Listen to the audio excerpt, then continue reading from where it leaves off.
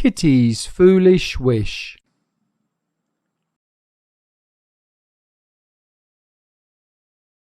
"Check this out!" exclaimed Kitty as she burst into the living room one afternoon. "It's a concert ticket for Sunday evening at the Hong Kong Coliseum. I can't wait!" The rest of the Leaf family looked up blankly. "That's nice, dear," said Gran finally. "It's not nice, Gran," replied Kitty. "It's amazing. This isn't just a ticket to any old concert. It's a ticket to see Amber." When nobody else said anything, Kitty continued, "You must know who Amber is. She has the best voice, the best hair, and the best clothes, and the best skin in all the world."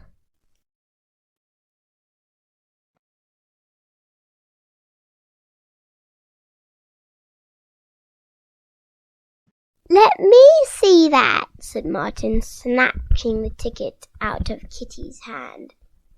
"I see what you mean. Her skin's almost as nice as mine." "Be careful with that, Martin," said Kitty, snatching the ticket back.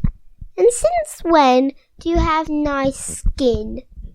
Martin peered at Kitty's bare arm through his magnifying glass.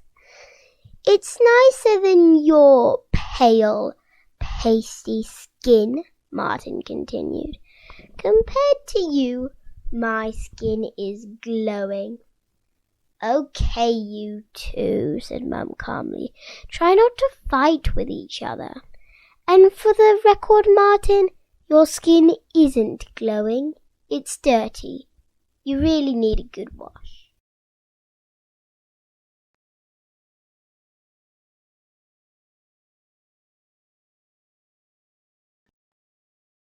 Martin's words were still ringing in Kitty's ears when she headed to the local chemist the following morning. "I'll show him who's pale and pasty," Kitty thought as she purchased a can of Finnegan's Finest Fake Tan Spray. Back at home, Kitty crept into the bathroom and locked the door. She read the instructions carefully. "Spray evenly for best results. I'll start with my cheeks and chin." Kitty held up the can and gently pushed down the nozzle. Suddenly, there was a loud bang on the bathroom door. "Hurry up!" yelled Martin from outside. Kitty jumped. "Ow!" she cried. "My eyes! My eyes!"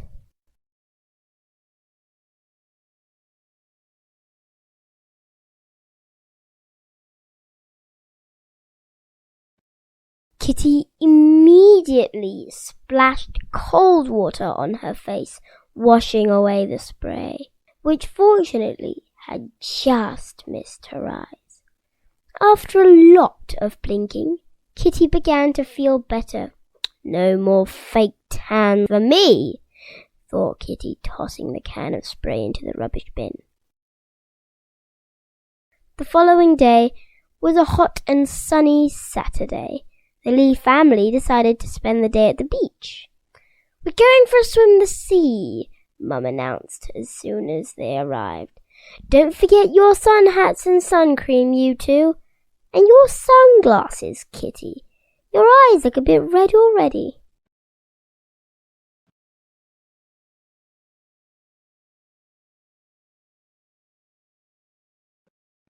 After Martin had put on his sun hat and covered himself with sun cream, he threw the tube to Kitty. It hit his sister on the shoulder. "Ouch!" cried Kitty. "What was you doing, Martin?" "Whoops," said Martin, grinning. "Anyway, you heard what Mum said.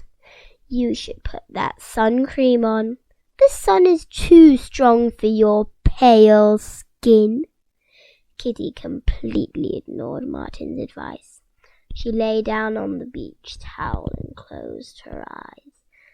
Suit yourself, said Martin. I'm going to the rock pools to look for crabs. Maybe one of the crabs will bite you, Kitty thought to herself, smiling.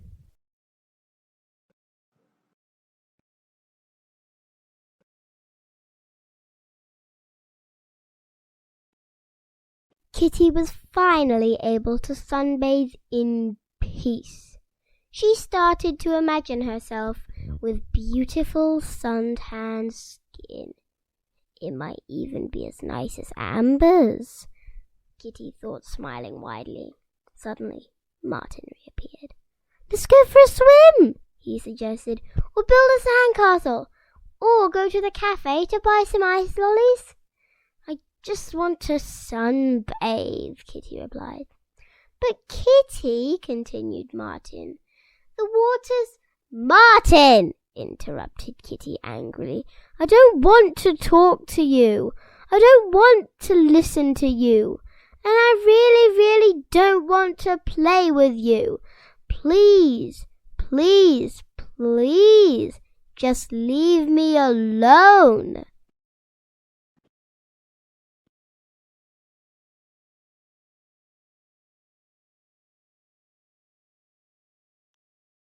Martin hated being shouted at.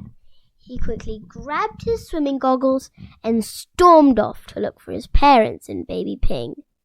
Kitty felt bad for shouting at Martin, but her little brother could be so annoying sometimes. Once more, Kitty lay back and closed her eyes. Soon she was fast asleep. Kitty was having an amazing dream. She was standing on stage next to Amber. They were singing together, and thousands of fans were cheering their names. A crowd of reporters was taking their photographs. The flashlights of the cameras were incredibly bright. They made Kitty's skin feel all hot and prickly.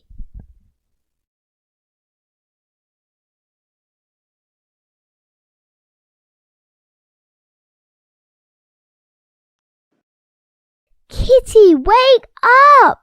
Cried Mum. You look awful. What's happened to your skin? Kitty opened her eyes.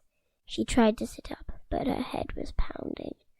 Please don't shout, Mum, implored Kitty. I don't feel very good. By this time, Martin, Dad, and baby Ping had gathered round. They all looked very concerned. Oh, goodness, said Dad. Did you fall asleep in the sun? And without a sun hat or sunglasses, added Mum. Please tell me that you at least put on sun cream. Actually, no, admitted Kitty quietly. I wanted my skin to be beautifully suntanned, like Amber's. How did it look?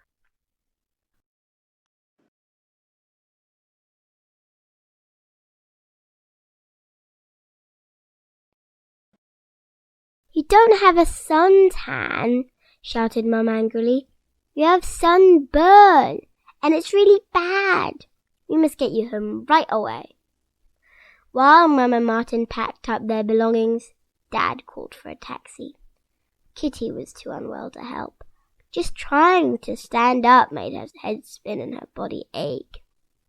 You can lean on me, said Martin sympathetically, as he carefully helped his sister to her feet. When the taxi arrived, the rest of the family had to help Kitty into the back of the car. Nobody said anything as the taxi drove them back to their home.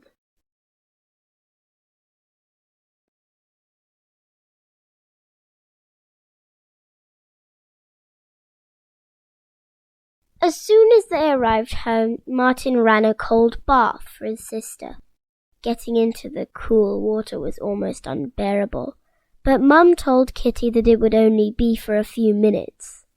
After she got out, Kitty gently dried her skin, and Mum rubbed moisturizer all over her body. After Kitty had put on her pajamas, Dad brought her water and sports drink and some grapes. Kitty lay back in bed and closed her eyes. The pain was awful, but what was even worse was the embarrassment that Kitty felt for having acted so foolishly.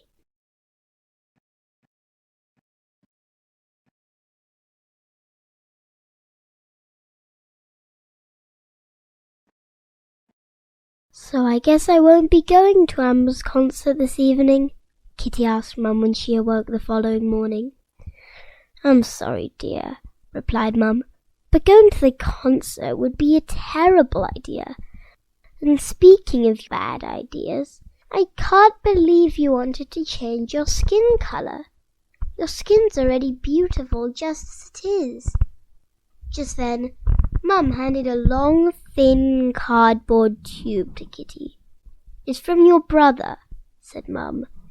Kitty was amazed when she opened the package to find a huge signed poster of Amber.